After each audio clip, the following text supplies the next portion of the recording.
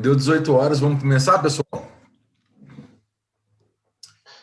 Bom, gente, boa tarde, senhoras e senhores. Sejam bem-vindos todos a mais um webinar da Grid Energia. Hoje, nós vamos tratar de alguns assuntos do setor elétrico que estão causando muita polêmica e que irão impactar de uma forma geral todos os agentes do setor, sejam eles consumidores, geradores, comercializadores e distribuidores de energia. Falaremos da revisão das regras da geração distribuída, privatização da Eletrobras e o marco da modernização do setor elétrico, e como esses temas estão sendo abordados no Congresso. Para falar do assunto, convidamos nada mais, nada menos que Leandro Gabiati. Leandro é diretor da Dominion Consultoria, empresa especializada em relações institucionais com propósito de atender demandas de seus clientes nos poderes legislativo e executivo. Leandro é nascido em Buenos Aires, gente boa, torcedor do Boca Juniors, e vai falar um pouquinho aqui dos bastidores e as perspectivas da aprovação dessas pautas do setor elétrico no Congresso. Quem fará a apresentação do evento será o nosso ilustre Paulo Lotti, que trabalhou 31 anos na CEMIG, nas áreas de comercialização de energia e relações institucionais da empresa. E, recentemente, Paulo entrou para o time da Grid, como conselheiro técnico consultivo da nossa empresa. Antes de começar o evento, eu gostaria de falar um pouquinho da formatação desse webinar. De forma a trazer mais dinâmica para esse evento, a gente pede que os participantes enviem as suas perguntas durante a apresentação, através do Q&A aqui da plataforma Zoom, ou quem estiver no YouTube para enviar as perguntas também pelo YouTube, que a gente vai repassar para os palestrantes. Bem, vou passar a palavra agora para o Paulo Lotti para a condução do evento. Paulo, novamente, seja bem-vindo à Grid. É uma honra ter você aqui na nossa equipe e bom evento a todos. Muito, Paulo. Isso aí. Desculpa aí, gente. O Henrique, muito obrigado aí pelas palavras de boas-vindas, viu? Gente, para todo mundo que está aí, uma boa noite, viu? O Henrique falou boa tarde, mas agora nós já viramos às 6 horas, estamos no boa noite. Em primeiro lugar, eu quero agradecer a presença de todo mundo aí e dizer da minha satisfação de participar com vocês aqui desse seminário e de, a partir de agora, fazer parte aí da equipe da Grid Energia. Estou lá na Grid agora, está fazendo já umas 3 semanas. Sou um novato, mas estou começando lá com muita energia, graças a Deus. Vamos passar logo para o nosso assunto aí, para a gente não perder muito tempo, né? Bom, a ideia desse webinar, quando a gente imaginou ele, seria o seguinte, trazer para vocês aqui um pouco do status de algumas das principais proposições legislativas que estão tramitando no Congresso, ou seja, na Câmara e no Senado. Muitas vezes a gente, na hora que está mexendo ali no celular, no computador, no jornal, a gente vê uma notícia assim, Comissão de Infraestrutura aprova projeto que vai fazer abaixar a conta de luz. O cara lê aquilo ali, muitas vezes a pessoa leiga, não conhece muito bem do processo, ela imagina que na conta do mês que vem a conta de luz dela já vai cair ou já vai subir, porque às vezes é o contrário, né? E o que a gente quer aqui é dar uma luz sobre o que é isso. A agência Câmara e a agência Senado muitas vezes divulgam essas atividades dos parlamentares, mas aquele é um pedacinho de um longo processo que vai ser trilhado pelo projeto de lei, pela medida provisória, seja lá o que for, e muitas vezes ela não é assim, para aquilo prosperar e chegar lá na conclusão e virar efetivamente lei, o caminho é um pouco mais longo do que a gente imagina. Então, hoje, a gente vai trazer aqui, basicamente, como o tempo nosso também não é muito grande, nós vamos trazer aqui 3 proposições legislativas e falar um pouco sobre elas, aquelas que nós consideramos as mais importantes. O Henrique já deu uma palavrinha aí sobre elas, mas eu vou reforçar. A primeira delas é um projeto de lei, é o PL 5829 de 2019, que tem como objetivo estabelecer um novo marco para a geração distribuída. O projeto tal qual está, ele, mais ou menos, simplificando um pouco a coisa, ele mantém os benefícios que existem hoje para quem adere à modalidade de geração distribuída. é um projeto que suscita muita polêmica e que vai dar uma discussão ainda um pouco grande. O Leandro vai detalhar isso aí para nós. A segunda proposição que nós vamos falar é uma medida provisória, é a MP 1031, que trata da capitalização, ou, em outras palavras, da privatização da Eletrobras. A Eletrobras, como todo mundo sabe, é um gigante aí de geração e transmissão, atrai muito o mercado, é uma empresa realmente muito atrativa, e para o governo é um negócio importante. O governo tentou fazer isso aí por outras maneiras, mas acabou avaliando que a melhor forma, a forma mais rápida, é por meio de uma medida provisória, que tramita em menos tempo. O Leandro também vai explicar para nós aí as circunstâncias da tramitação dessa proposição. E, por fim, o projeto de lei que tramitou no Senado durante mais de 4 anos, ele tinha um nome lá de PLS, Projeto de Lei do Senado 232 de 2016. Ele foi aprovado no final do ano passado, depois de uma luta danada, conseguiram aprovar, e ele hoje tem um número novo na Câmara. Na hora que ele muda de casa, ele muda de número. Ele hoje chama Projeto de Lei 414 de 2021. Esse projeto, o escopo dele é a modernização do setor elétrico. É um projeto que havia muita expectativa aí há uns anos atrás de que ele fosse vingar e tal, mas enfrentou muita dificuldade no Senado, e o Leandro vai mostrar para vocês também que tem uma estrada, vamos dizer assim, um pouco tumultuada ainda para enfrentar na Câmara, sobretudo num ano como esse que nós estamos vivendo, com dificuldades aí pandêmicas e econômicas, institucionais até. Bom, o Henrique já falou, mas eu vou reforçar, porque para falar sobre esse assunto, nós chamamos para conversar com a gente aqui um craque. O Leandro Gabiati, eu conheço ele há 10 anos lá de Brasília, quando eu atuava lá pela CEMIG, e é uma pessoa que eu vi assim, vamos dizer assim, é uma figura carimbada dos corredores, das comissões, dos gabinetes do Senado, da Câmara. Uma pessoa que tem um trânsito excelente, tanto com os colegas que militam ali nessa área, como com os parlamentares e os assessores, exatamente pela forma como trabalha, com muita ética, muita transparência. Para resumir a coisa assim, é uma pessoa que inspira muita confiança em quem trata com ele. Exatamente por isso é o detentor de muita informação e trata essa informação com seriedade, na hora que precisa, com o devido sigilo, mas na hora que ela pode divulgar, é o que vai fazer aqui hoje para nós. Aquelas que não comprometem ninguém e tal, estratégia de ninguém, elas vão ser divulgadas aqui e são notícias muito interessantes para a gente tomar pé de como é que a coisa funciona. O Henrique já falou, vou reforçar também, nós temos espaço aí para perguntas, todo mundo fica à vontade aí, tá, gente? Para perguntar, a gente vai tentar ver se faz um bate-bola aqui, fazendo a resposta mais ou menos na hora. Vamos tentar isso. Fiquem à vontade, então, para perguntar quem estiver aí participando. No mais, eu passo a palavra aí para o Leandro, meu amigo, e te agradeço muito ter topado estar aqui com a gente hoje, viu? Não vamos tomar mais tempo, não, porque o importante é que o Leandro vai falar para nós aí. Muito obrigado, viu, Leandro? Um abraço. Daqui a pouco eu volto. Paulo Henrique e o Stefano, que está aqui também com a gente, eu agradeço muito o convite. As palavras do Paulo aumentam a responsabilidade, né? Então, a gente vai tentar falar de forma objetiva, resumida, sem muita firula, sobre justamente, não tanto o lado técnico das matérias, que é algo muito complexo e não dá para conversar numa webinar de uma hora e pouco. A gente vai falar mais dos movimentos políticos que a gente tem por trás desses projetos, né? O primeiro ponto que acho que a gente deve considerar antes de falar da agenda legislativa em si, do setor de energia, é conversar um pouco sobre o contexto. E vocês, se já me permitem, Stefano, Paulo, Henrique, eu já vou projetando a nossa apresentação, que são slides, na verdade, são bem curtos, são 4 slides, simplesmente para a gente ir seguindo uma linha, um roteirinho, né? Me deem só um minutinho aqui, que a gente sempre se enrola nessa hora de compartilhar tela, né? Mas vamos lá. Aqui, compartilhar. Essa é a parte difícil. Eu ainda ia te chamar para convidar você para ser técnico do Cruzeiro, né? Mas estou achando que é melhor a gente ficar... Acho que o Cruzeiro já tem problema demais. Vamos lá. Pronto, tela compartilhada, vocês estão observando, né? Imagino.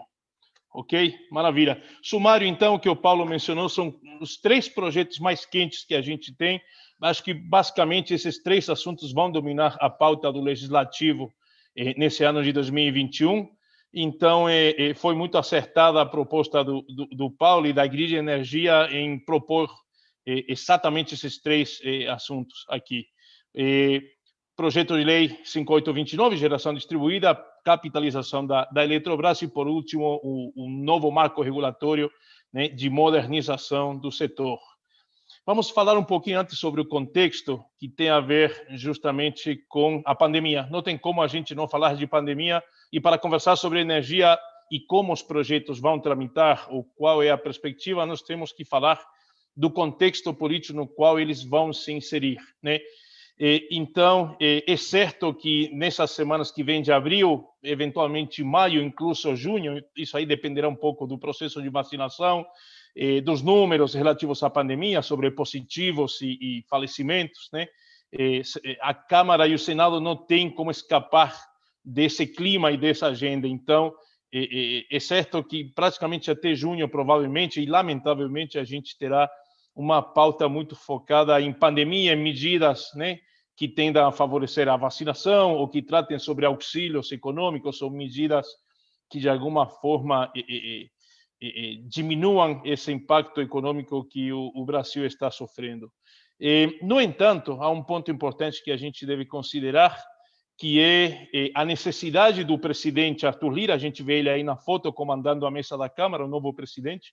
Ele fez vários acordos, várias negociações e vários compromissos para poder chegar à Câmara, né, ao comando da Câmara dos Deputados. E ele tem que começar certamente a cumprir, né, a fazer realidade essas promessas que ele acabou negociando com seus colegas. E o primeiro ponto, uma das possibilidades que a gente enxerga é que se encontrem brechas dentro dessa pauta genérica de pandemia, que se encontrem brechas para discutir assuntos fora da pandemia. Um dos assuntos é geração distribuída. Aí vocês me dizem, o que tem a ver geração distribuída com pandemia? Certamente não tem nada a ver. É um dos entraves, incluso, que o projeto de geração distribuída encontra, né? Ganhar espaço nessa pauta da Câmara, né, para discutir um assunto. Vocês imaginem um parlamentar, o próprio presidente da Câmara, discutindo geração distribuída enquanto o jornal vem noticiando que você tem 4.000 mortos por dia.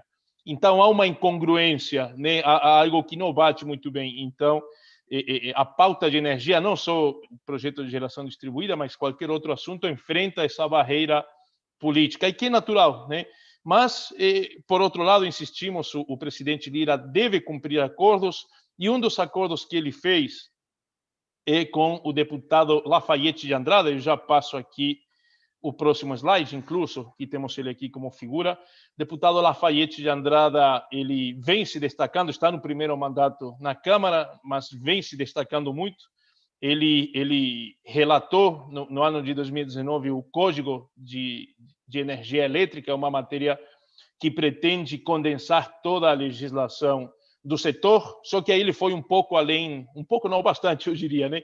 Foi um pouco além do que seria a compilação da legislação, e passou também a discutir um mérito. Isso aí gerou um pouco de barulho em 2019 e que impediu avançar com essa pauta. Mas, ao ele se classificar como figura importante do setor de energia elétrica na Câmara, se transformou numa figura natural para relatar esse projeto de lei 5829 de geração distribuída, né? Então, é um assunto que, no meio da pandemia, pode ganhar espaço justamente porque o deputado Lafayette apoiou a eleição do presidente Arthur Lira. O deputado Lafayette, incluso, segundo a gente escutou, tinha um projeto, a ambição de presidir a Comissão de Constituição e Justiça da Câmara, a comissão mais importante da Casa. Acabou não sendo possível, até porque tem um acordo de partidos que às vezes supera a própria articulação dos parlamentares. Essa comissão ficou com a deputada Bia Kicis, todo mundo sabe, né? Então, chegou a hora de o deputado Lafayette ser compensado politicamente de alguma forma, e a compensação viria justamente por esse espaço que o presidente Arthur Lira daria, talvez, semana que vem, incluso eu boato que se tem aqui em Brasília, né? Semana que vem, o projeto de lei 5829, geração distribuída, poderia entrar na pauta, né? E um projeto bem polêmico, como o Paulo diz, porque envolve basicamente um debate que é difícil, né? Por um lado, concessão de subsídios, né? Manter as regras atuais da GD por várias décadas ainda, e, por outro lado, os benefícios que a própria energia solar ou geração distribuída faz, né? Traz, aliás. Então, esse aí é o debate. Por um lado, você tem uma coalizão formada pelas distribuidoras, né? Pela Abrad, principalmente. Você tem a Abrace, Associação de Grandes Consumidores, são consumidores que pagam parte dos custos, né, da rede. Certamente, quanto maior a conta, maior né, essa faixa de encargos daqueles que não pagam pelo uso do sistema. E também temos o IDEC. Então, são esses três os grandes atores da coalizão contra a aprovação do projeto de geração distribuída, segundo o relatório que o deputado Lafayette apresentou. Do outro lado, logicamente, temos a Absolar, a Associação Brasileira de Geração Distribuída, tem um movimento de capacetes amarelos muito articulados, uma militância muito agitada, muito aguerrida, né? Eles estão apoiando e defendendo a aprovação da matéria quanto antes. Por que estão defendendo a matéria quanto antes? Porque o TCU ele entrou na jogada recentemente.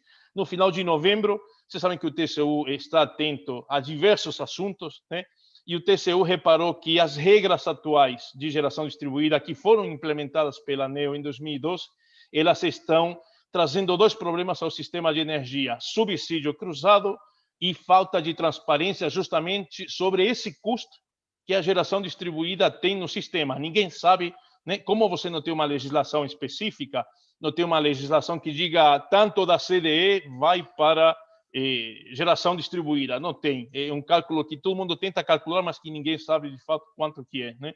Então, o TCU entrou na linha para que tanto o Poder Executivo ou o Legislativo, eles dizem o seguinte: seria ideal que o Poder Executivo formatasse uma política pública de geração distribuída e enviasse ao Congresso. Como o presidente Bolsonaro se posicionou claramente de que no governo dele ninguém vai taxar o sol, ele comprou um dos lados da história, que é o de não criar ou de não eliminar subsídios para a solar, o Ministério de Minas e Energia, lamentavelmente, ficou silenciado nessa discussão. Com essa orientação e com essa diretriz do presidente Bolsonaro, o Ministério de Minas e Energia acabou ficando de mãos amarradas e a ANEEL também, de alguma forma, se viu limitada nessa discussão. Então, a bola passou diretamente para o Congresso Nacional. Qual é o problema da gente discutir essa política no Congresso Nacional? É que os políticos vão formatar uma política pública priorizando interesses políticos e colocando um pouco de lado a questão técnica. Logicamente, o Congresso é uma casa política e não teria como ser diferente, né? Então, o risco que a gente tem aqui de aprovar um novo marco legal para a geração distribuída é esse aí, que seja aprovada uma nova política pública que coloque de lado, ou que coloque em segundo plano questões técnicas, sustentabilidade do sistema e que priorize aspectos políticos, né? Mas essa aí é a realidade.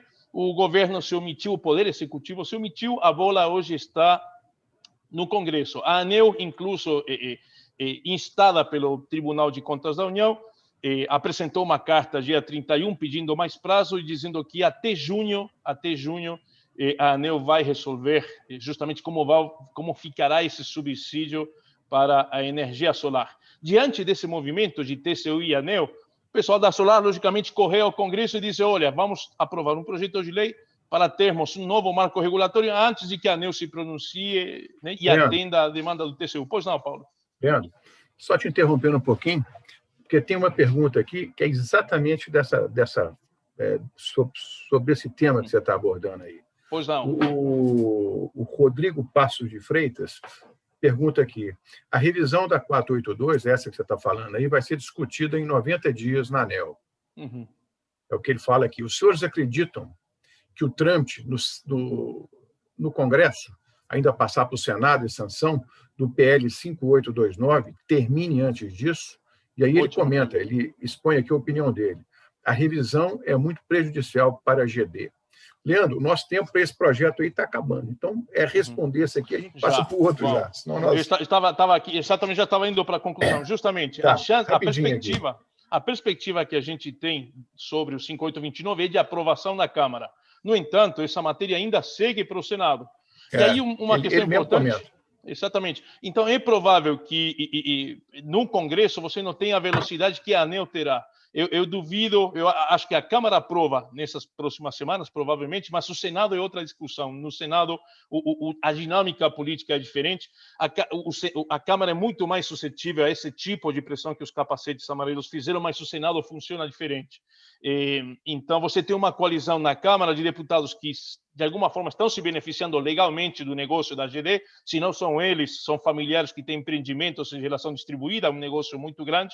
Tem parlamentares, né, vinculados ao setor de meio ambiente, ambientalistas, que defendem uma questão muito mais pelo viés ideológico, sem se preocupar tanto com subsídios ou o equilíbrio do sistema de energia elétrica.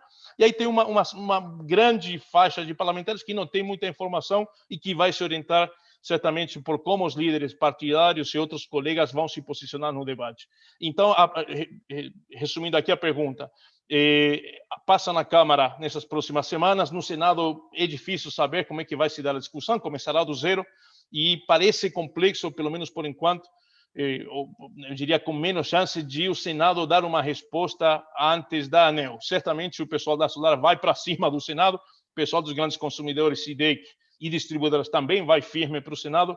E aí a questão, o Senado aprovará a legislação como...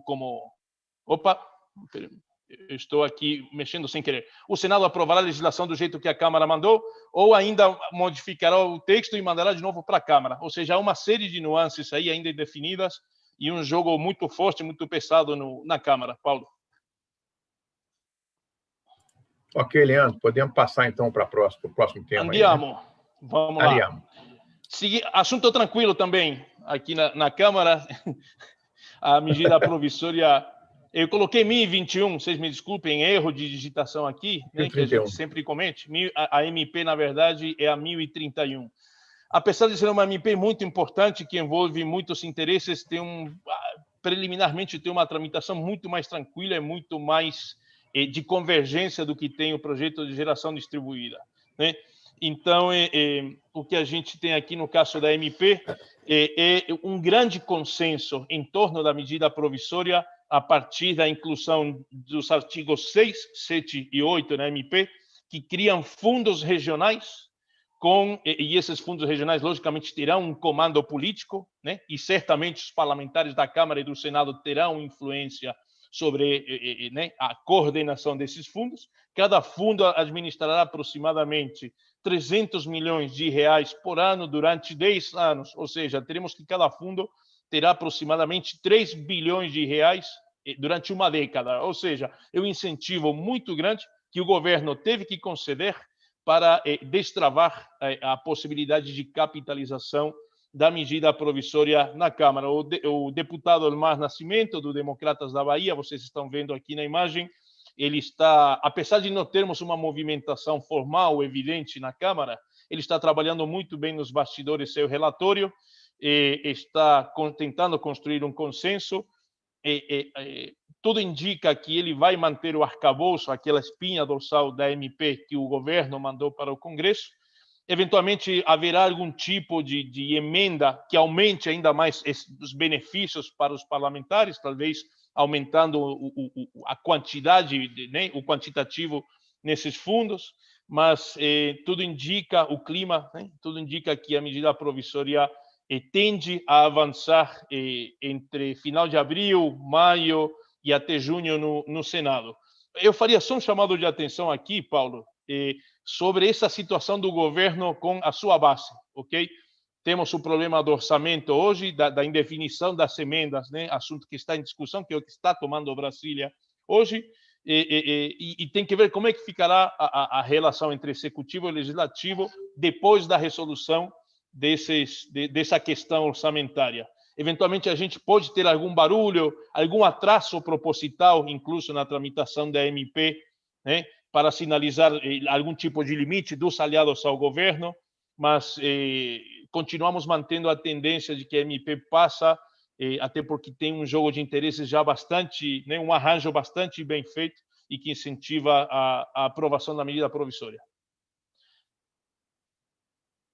Tem alguma questão, Paulo, por aí, ou a gente passa para o nosso último item? Não, tranquilo, né? Acho que podemos passar. Tem uma pergunta que veio pelo chat do Guilherme Correia. Eu acho que o Guilherme vai tentar colocar, mas eu não sei se ela é apropriada, né? Ela, na verdade, talvez seja melhor deixar para o final. Ele pergunta assim, o Guilherme pergunta, caso não ocorra aprovação da GD, o Brasil não iria na contramão das tendências globais? Como ficaria o off-grid? Duas perguntas em uma, tem o bundle aí, né? Como ficaria o off-grid neste cenário de reprovação? Eu acho que a gente pode, Paulo, talvez deixar essa pergunta aí, eu vou guardá-la aqui, viu, Guilherme? Só para a gente, que eu acho que é um comentário que vai ser geral, eu não sei, Henrique, você acha que se a gente guarda ela, mas vamos lá. Deixa para o final, porque a gente já passou até do tema da GD, a gente vai falar da modernização e a gente volta nele depois. Se não der, a gente volta nela. Vamos lá. Muito bem. Fechando a medida provisória e passando para o último item, então, que é o projeto de lei 414 de 2021. Essa matéria veio do Senado, como o Paulo disse, é o PLS 232 de 2016. A matéria, se se observem, demorou 4 anos praticamente para passar pelo Senado, né? Foi objeto de amplo debate entre os senadores, ministérios de Minas e Energia, teve uma participação muito importante para permitir a aprovação. O ministro Bento teve, durante 2020, um papel fundamental. Então, esse consenso do setor, né, que acho que todo mundo, de alguma forma, acabou abrindo mão de alguns pontos específicos para permitir essa ação coletiva que levou à aprovação, né? O papel do Ministério, da ANEEL também, e teve e aqui passando para o slide correspondente, um jogador que foi fundamental nessa aprovação do 232, que foi o nosso senador Marcos Rogério, do Democratas de Rondônia, foi presidente da Comissão de Infraestrutura, e com esse papel de presidente ele se transformou no grande articulador da aprovação da matéria e no nome que é referência hoje, junto com o senador Eduardo Braga, junto com o senador Jean Paul Prates, são os 3 nomes que a gente tem como referência do setor de energia no Senado Federal. Aprovou a matéria no Senado, chega para a Câmara e aí um problema, não sei se é um problema, uma realidade. O jogo começa do zero, né? O taxímetro fica zerado e começa tudo de novo, né? Uma matéria que até agora ela chegou no início do ano e até agora ninguém falou sobre ela. Certamente insistimos, há outras prioridades, o 5829, geração distribuída, e a MP 1031 sobre a Eletrobras. Então, é certo e claro que esse projeto hoje, apesar de ser talvez o mais relevante, né, para o setor, né, porque nos daria um novo marco legal mais moderno, muito mais harmônico, né, essa matéria hoje não tem a prioridade política que todos nós gostaríamos.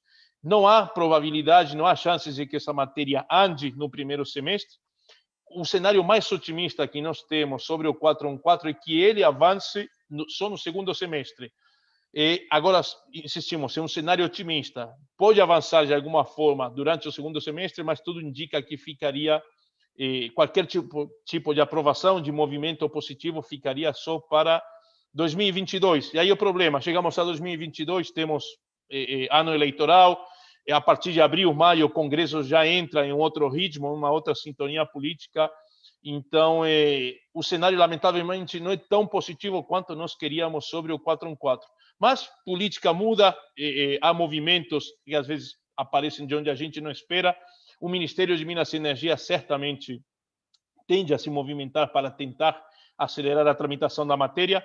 E outro ponto importante, a Câmara, vamos imaginar que a Câmara aprova o 414 no primeiro semestre, no segundo semestre desse ano, no primeiro semestre de 2022, mas certamente serão inseridas modificações, o que obrigará, muito provavelmente, ao retorno da matéria ao Senado. Ou seja, não teremos provavelmente um novo marco, a não ser em 2022, ou eventualmente novo governo, quem sabe, novo governo ou continuidade desse governo atual, 2023. Então, paciência, muito trabalho do setor que deverá se mobilizar para articular com parlamentares, com lideranças, com o presidente Arthur Lira, movimentação do lado da ANEEL, certamente a favor da matéria, movimentação do Ministério de Minas e Energia, para que acabe se construindo essa convergência e esse consenso que possibilite a aprovação de um novo marco mais moderno e mais coerente para o nosso setor de energia elétrica.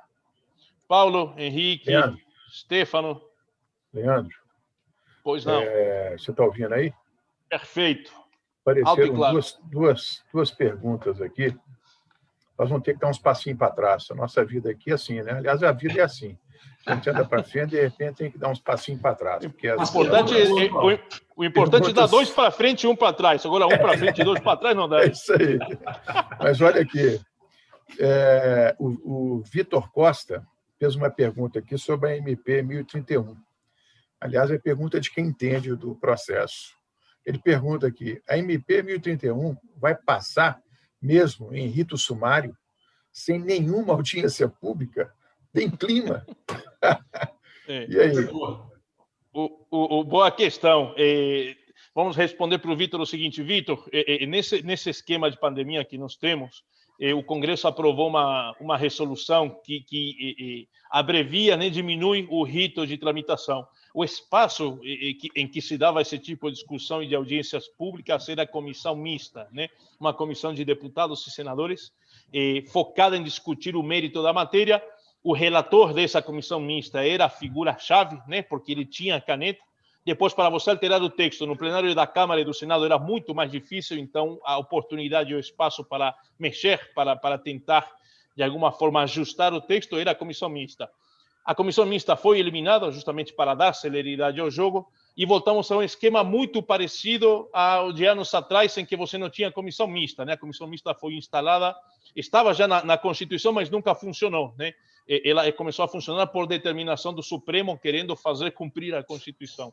Temos agora uma nova tramitação, em que o grande jogador da MP é o relator da Câmara, e nesse caso aqui o deputado Hermán Nascimento. Então, não teremos discussões.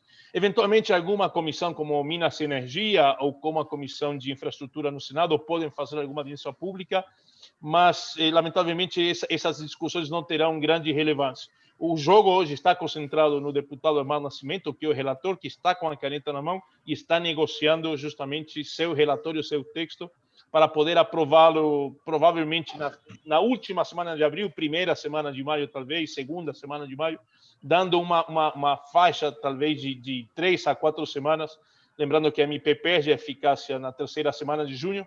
Então, o acordo foi deixar uma margem boa de tempo para o Senado, para que, caso o Senado decida alterar o texto, ele tenha tempo de retornar à Câmara e a MP não perca a sua eficácia. Mas, lamentavelmente, Vitor, a gente não terá... Audiências públicas sempre são interessantes, né? Ainda que, às vezes, o pessoal fale muito e isso aí não se transforme em ações, né? Ou em mudanças no texto, mas sempre é interessante ver como os atores se posicionam publicamente. Tá. Ô, Leandro, você falou da audiência pública. Eu estou mudo? Não, tá certo. Você falou das audiências públicas. Realmente, por mais que aquilo ali, em algum momento ou outro, pareça ser quase um circo, né? Mas elas são muito importantes, né? Porque ali você vê o sentimento de cada um e vê a forma de empenho de cada agente, né? De cada entidade. É muito importante. É uma pena mesmo que nesse momento, mas essa perda aí, né? Mas olha só como uma outra pergunta do Vitor, o Paulo, nesse mesmo contexto da MP, né? Que ele fez pelo chat, né? Se essa divergência, né, entre os modelos de capitalizar ou privatizar pode atrasar o cronograma e caducar a MP 1031, né? Excelente. Que ele vê uma forte resistência em Minas e no Nordeste sobre essa excelente pergunta aí, e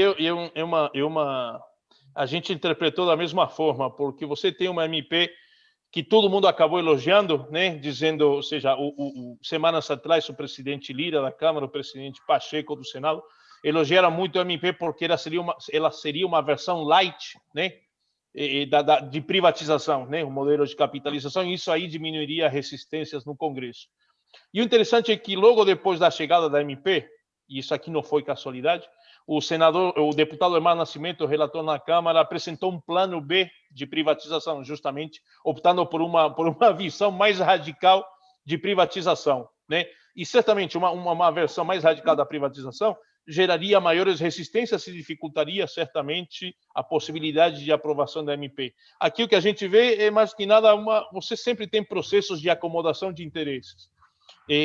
O presidente Arthur Lira, junto com a sua base, que ele coordena no Congresso, entregou muita coisa de forma rápida ao governo.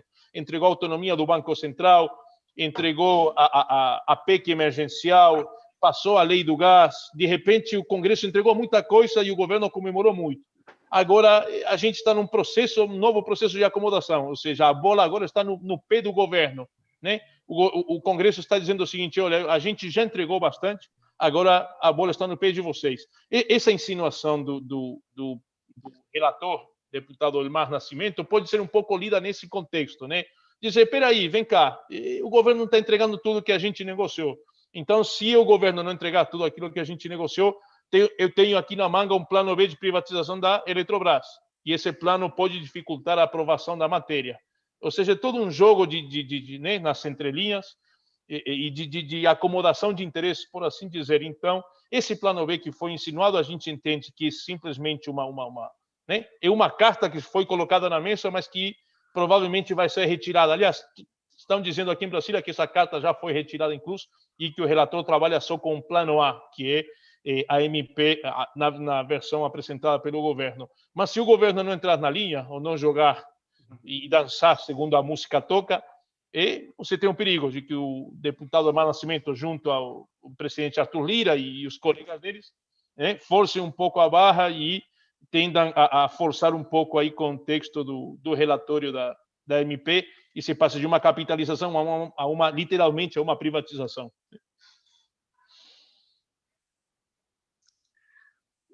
Paulo, você está muito. Eu quero ver agora você traduzir essa pergunta do Hugo. Eu não sei se é ela que está na fila aí. É ela que está na fila aqui. Apareceu uma pergunta aqui, Leandro, sobre o projeto 5829 lá, tem a ver com a questão da GD. Quem faz a pergunta é o Hugo Lotti, que também atende pelo nome de meu filho. Então, capricha na resposta aí. Ele, na verdade, ele pegou aquela pergunta lá de cima e inverteu a ordem dela. Ele pergunta, caso a ANEEL aprove a revisão da 482 com certa agilidade, né, como fica a probabilidade de o Congresso levar o PL para frente, o 5829? Faz sentido o PL continuar em pauta, ser apreciado, e uma vez que a norma acabou de ser revisada, ou seja, a norma acabou de ser revisada, vem a lei e fala, não, a norma está errada, tem que refazer tudo. Ótimo. Aí eu vou acrescentar uma coisa aqui. Fora um risco que eu fico imaginando de fazerem um PDC, aquele projeto de decreto sustando os efeitos da norma. Paulo, vamos lá. Acho que assim, você colocou a bola no ponto da cal para eu chutar. Vamos lá. Tem uma questão de fundo aqui que é importante entender, e é que o Congresso tem a percepção clara e evidente de que a ANEEL está usurpando competências do Congresso. Isso aqui faz tempo. E não é só uma crítica à ANEEL, mas à Anatel, à ANP, a todas as agências reguladoras. Há um sentimento dos parlamentares de que eles perderam muito poder de decisão com essa capacidade regulatória das agências. Então, os ataques à ANEEL no Congresso são constantes sobre o papel que ela tem. Obviamente, um papel faz parte do jogo político, dizer que a ANEEL está com as distribuidoras, que joga mais para as empresas e não para o consumidor. Aliás, a ANEEL não tem que jogar nem para a empresa, nem para o consumidor. Ela tem que regular e dar sustentabilidade ao setor, né?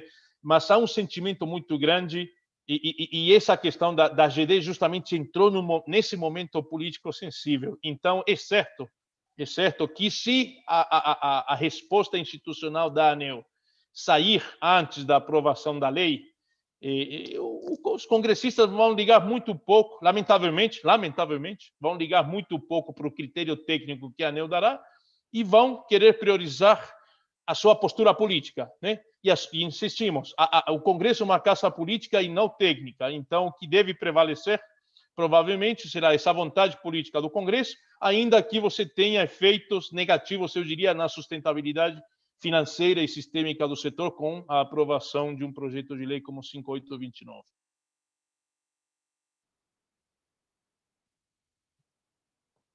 Bom, acho que a gente pode voltar aqui à pergunta do Guilherme também, que trata sobre GD. Ele está perguntando, caso não ocorra a aprovação da GD, o Brasil não iria na contramão das tendências globais? Vou tentar pegar a sua pergunta, Guilherme, mas eu estou entendendo que caso ocorra a aprovação da revisão da geração distribuída, né, que o Brasil não iria na contramão das tendências globais. A ideia aqui, Guilherme, a gente não é discutir né, se a gente está indo a favor, saindo contra e tudo, mas, na verdade, é passar a gente chamou o Leandro aqui para ver como é que esses assuntos estão se passando dentro do Congresso, né? Mas, de certa forma, assim, sem omitir opinião também, mas tentando responder a sua pergunta, né? O que a gente vê hoje em dia, né, que o Brasil, a gente criou a resolução da GD, né, em 2012, existia um planejamento de crescimento dessa GD, onde, a princípio, né, vamos dizer assim, esses subsídios que foram criados, de certa forma, poderiam ser ajustados ali para o setor e, de uma forma, todo mundo pagar por isso. Mas o que a gente está vendo hoje, comparando com o mundo, né, o mundo também, quando começou, de certa forma, trazendo experiência de outros países, quando começaram o incentivo, né, à geração distribuída, a geração dentro da residência, enfim, em outros países existiam também esses subsídios, né, e eles foram retirados com o tempo, né. E o que o Brasil, hoje, a discussão que está ocorrendo é que, de certa forma, foram colocados esses subsídios. Existia um plano de crescimento da geração distribuída que previa-se aí marcos, né, durante anos, e aí retirados as discussões. E o que está acontecendo hoje no Brasil é que, dos últimos anos para cá, hoje houve uma explosão de geração distribuída, né? Então, os marcos que a gente tem hoje, se eu não me engano, que números atuais da própria ANEEL, se eu não me engano, hoje de potência instalada, a geração solar acho que já está na casa de 4 GB, alguma coisa nesse sentido, quase gerando 1 giga de potência. Então, quer dizer, o que estava sendo discutido talvez há 2, 3 anos atrás, a gente, com certos marcos, a gente já chegou nele, já ultrapassou já há algum tempo, né? Então, tentando responder a sua pergunta, né, se está indo na contramão às tendências mundiais, a tendência mundial é a descentralização, né, a geração próxima à carga, isso é inevitável, mas, enfim, as discussões que a gente está trazendo aqui agora é mais para entender qual é o momento da geração distribuída aqui no Brasil. Ok? Eu acrescentaria aí, assim, eu não consigo imaginar. Eu estou entendendo, talvez ele queira dizer que caso não ocorra a aprovação da GD, acho que ele deve estar falando aprovação do projeto nos exatos termos do que existe hoje, né? Se o Brasil iria na contramão. Porque a aprovação da GD, a GD é uma indústria absolutamente sem volta no país. O país tem vocação para a usina de GD, não tem a menor dúvida disso. A única coisa que fica em discussão e que realmente suscita muita polêmica é sobre essa forma de compensação, né? Agora, que a GD vai continuar existindo de uma forma ou de outra e só crescendo, isso eu, pelo menos, não tenho a menor dúvida disso. O Paulo Henrique, deixa eu fazer um comentário. Vou jogar essa bola para o Leandro. É muito complicado se articular diferentes projetos de lei que caem lá no Congresso, onde vários assuntos estão tramitando, quer dizer, outros que não são de energia, né? E a palavra que o Leandro usou, né, acomodar os interesses são absolutamente normais, né? Só que no setor de energia, a gente vai ter que lidar com ainda a insuficiência de armazenagem, né? Nós só temos nossos reservatórios, que estão proporcionalmente diminuindo em relação à capacidade instalada.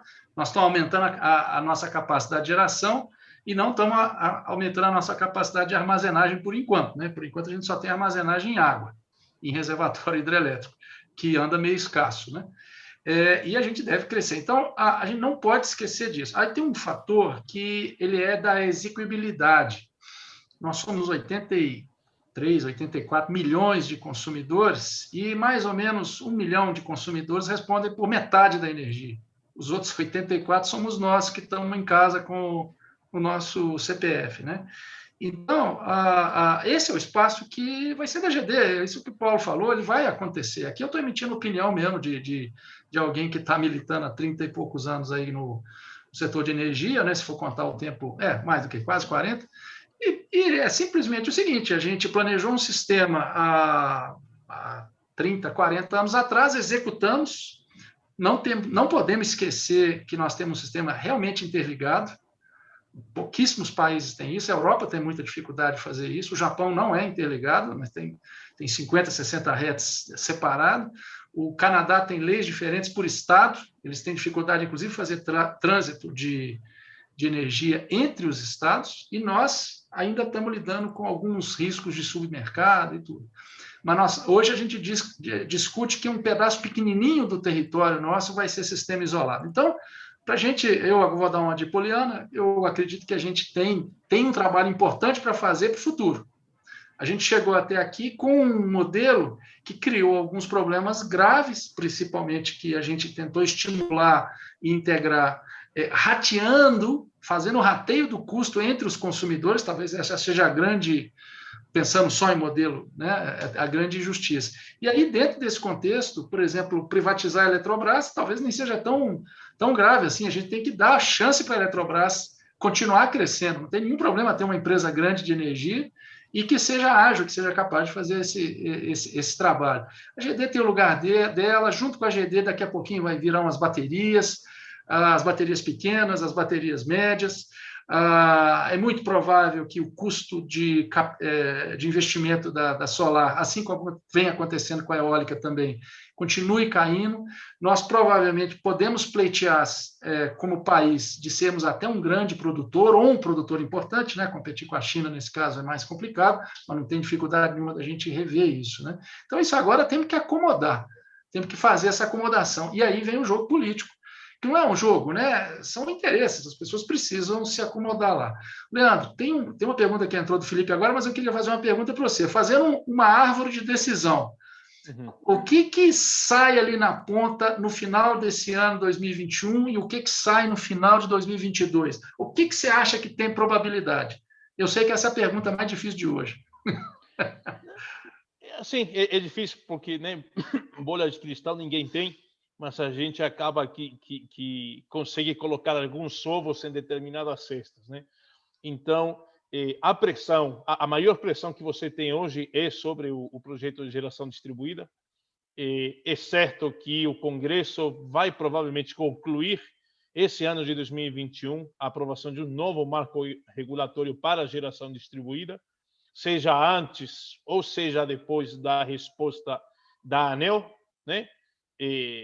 Eu entendo que não seria tão rápido se você pensa que hoje a gente está em abril, né, já, e que a matéria ainda tem que ser aprovada na Câmara, enviada ao Senado. O Senado tem seu tempo, é menos suscetível a essas pressões mais populares, por assim dizer, que, por exemplo, os capacetes amarelos conseguem ter. A Câmara é mais suscetível, né, a esses movimentos, a essa pressão, a esse oba-oba e tal, né? Agora já o Senado tem um outro ritmo, tem uma outra, né, sintonia. Certamente a pressão funciona também, mas o Senado terá seu tempo e não entrará no tempo dos outros, né? Então, mas é certo que a tendência é que o Senado dê uma resposta até o final do ano. A MP também tem chances. A MP incluso tem um prazo específico dado pela Constituição, ou seja, ela tem validade até a terceira semana de junho. E como a gente indicou, apesar de alguns problemas de relacionamento entre executivo e legislativo, o que deve prevalecer é o interesse material, incluso dado por esses fundos regionais, com 300 milhões de reais cada um por ano. Então, vai pesar muito também isso aí. MP, então, tendência de aprovação. O Congresso, eventualmente, poderá forçar um pouquinho a barra, dilatando a aprovação, fazendo algum, né, insinuando algum tipo de problema, então, mas a MP deve passar. E o grande problema, nós enxergamos mais, lamentavelmente, se vocês pensam, o que é mais importante para o setor? Geração distribuída ela está crescendo. O Paulo falou, vocês falaram aqui, a GD está indo com ou sem incentivo, a GD vai, e vai forte, né? Então, a GD não deveria ser um dos principais temas, mas acabou que, né, essa discussão sobre taxar, não taxar, acabou criando um clima, né, meio esquisito na Câmara, então o assunto ganhou prioridade. E a MP da Eletrobras certamente é importante também, mas não é fundamental. O que deveria ser fundamental é justamente um novo marco regulatório para dar mais segurança, para dar mais previsibilidade, para dar mais coerência ao setor. E, lamentavelmente, a peça mais importante desse tabuleiro é a que menos prioridade tem.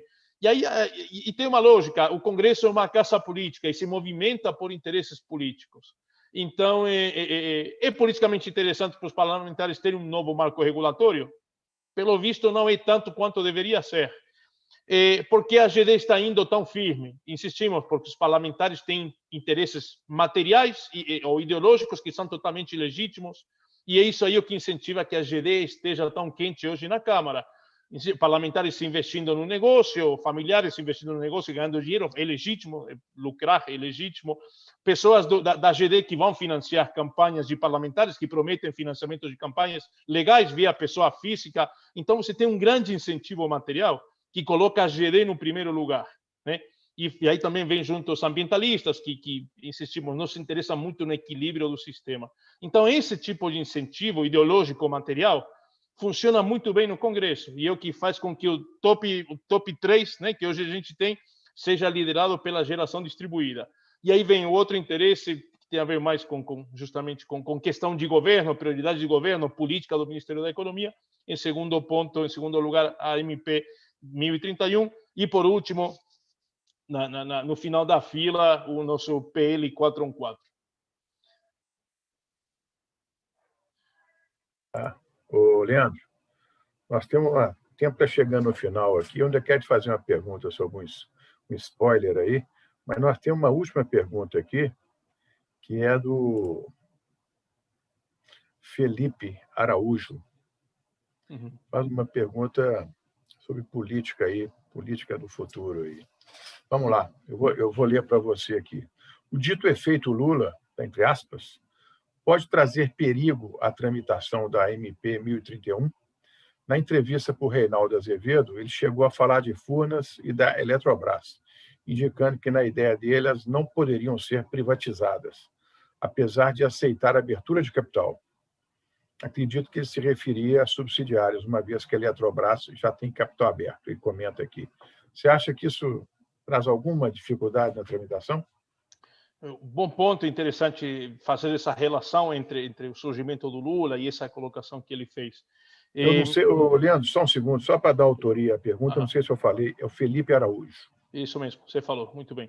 O interessante é a vinculação que o Felipe faz sobre o pronunciamento do Lula e perspectivas, né? A gente pensando já nas eleições. Eu responderia pelo seguinte: primeiro, a MP está andando muito bem a partir dos incentivos materiais que ela oferece via fundos regionais. Então, o pessoal não está olhando muito para o que o Lula está dizendo, está olhando mais para essa perspectiva de você administrar fundos com vários centenas de milhões de reais por ano. Então, o que o Lula diga não reflete muito.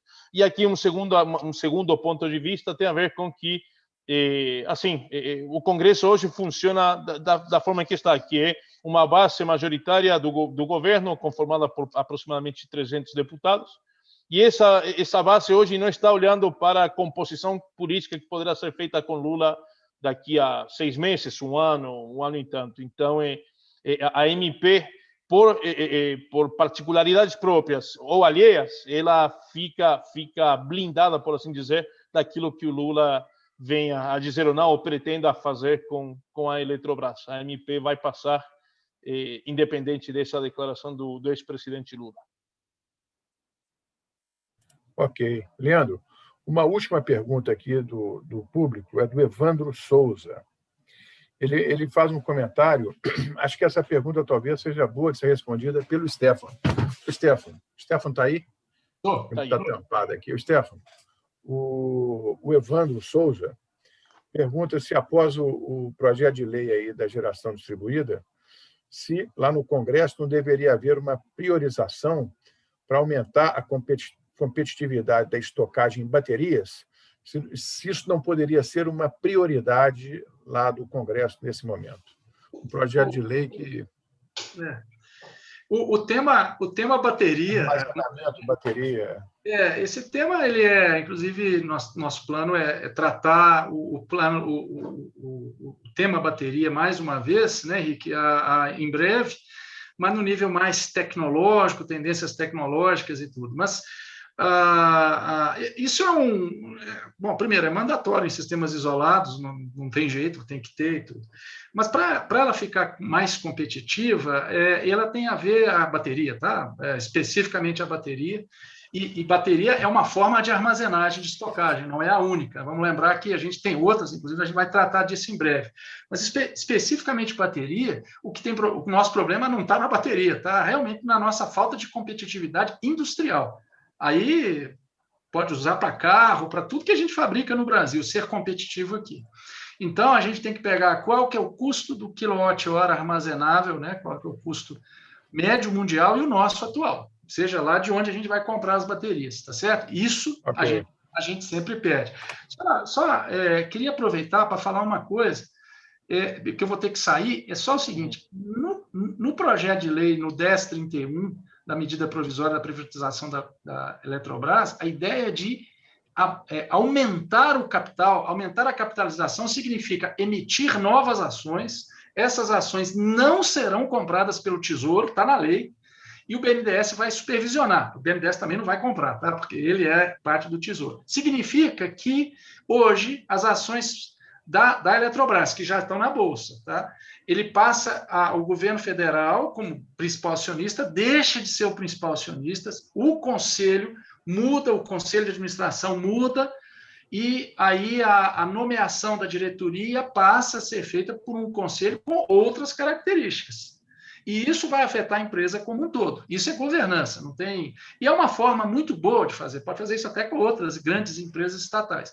Lembrando, né, que Itaipu está fora disso, porque Itaipu é uma legislação que está lá dentro da Constituição, é um acordo binacional, para funcionar teve que ficar, até na reforma também teve que fazer. Então, ela tá acima disso.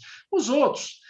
significa que a Eletrobras vai ter mais dinheiro, vai se capitalizar e vai ter uma governança melhor. É uma empresa muito boa, que tem uma equipe muito boa, inclusive absorveu problemas que não eram dela ao longo dos últimos 10 anos, não é isso, Paulo? Você que conhece bem essa questão. E que fez um trabalho maravilhoso. Agora, não é fácil fazer trabalho maravilhoso no setor de energia, né? A estrada é bem esburacada, apesar de a gente ter um sistema que tem se provado muito bom.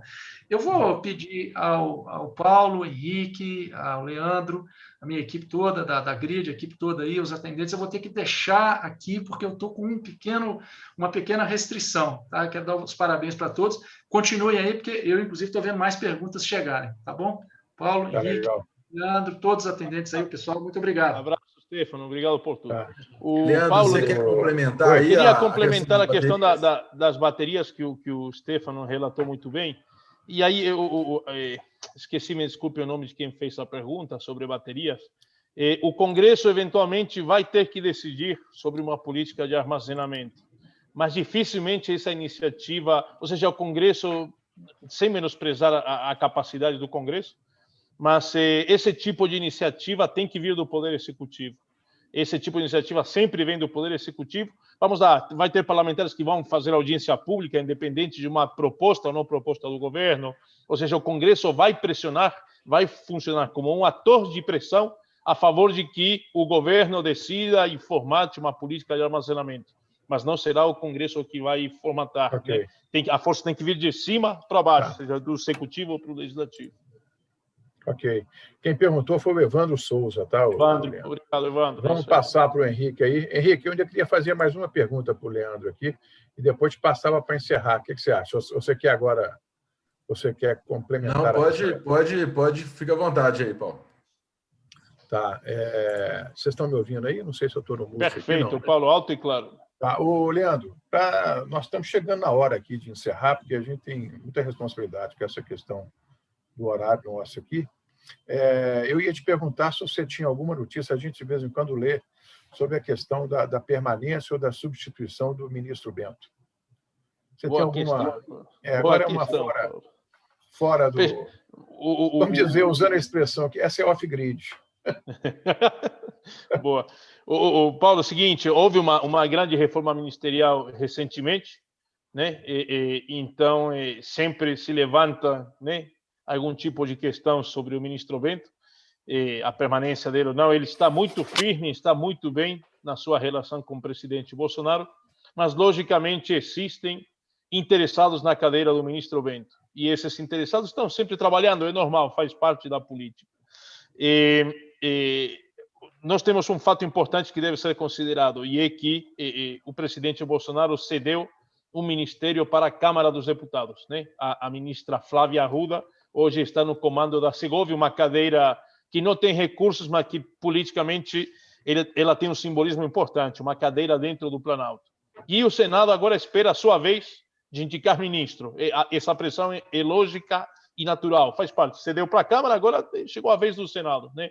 Então, essa pressão que a gente tem agora é o fator novo que antes a gente não tinha presente.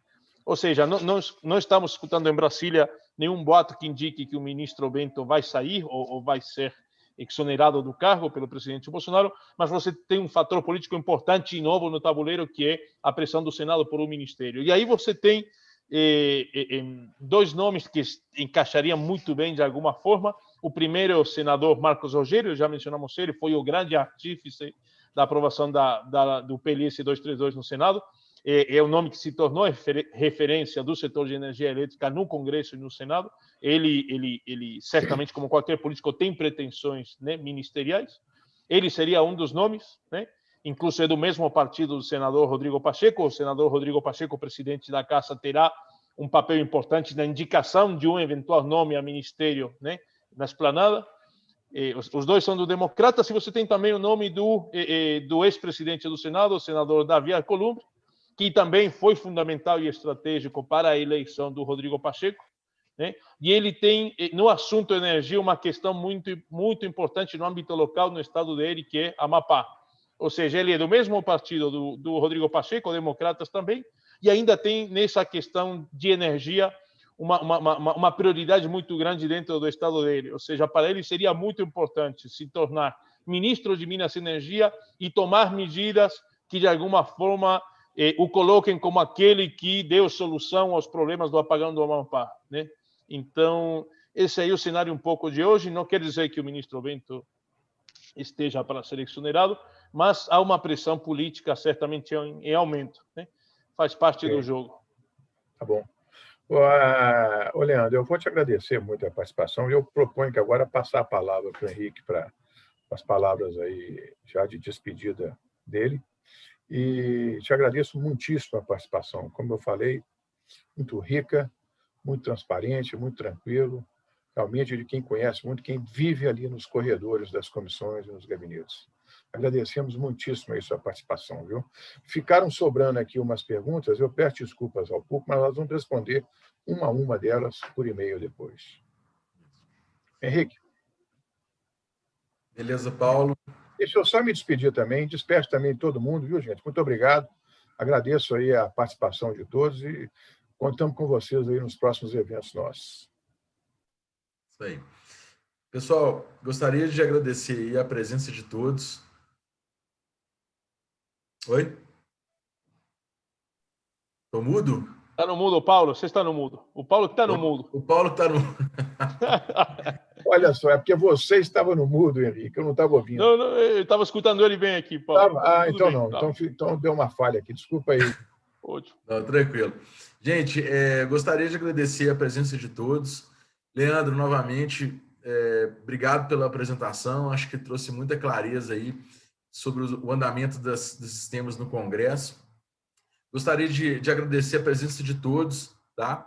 Quem quiser ver esse vídeo, né, dessa apresentação, está no nosso canal da Grid Energia no YouTube e no LinkedIn também, na nossa página. A gente espera aí vocês para os nossos próximos eventos, tá bom? E já dando um spoiler aí para o nosso próximo webinar, um outro assunto também que está bem em voga aí de uma forma geral, que são as blockchains, criptomoedas. E a ideia do nosso próximo webinar é para tratar essa questão das aplicações de blockchain na área de energia, trazer aí algumas aplicações que já estão sendo feitas aí para o mundo afora. Então, nós vamos tratar aí de blockchain e energia no nosso próximo webinar. E a gente agradece a presença de todos. Nos encontramos no próximo evento. Bom? Obrigado.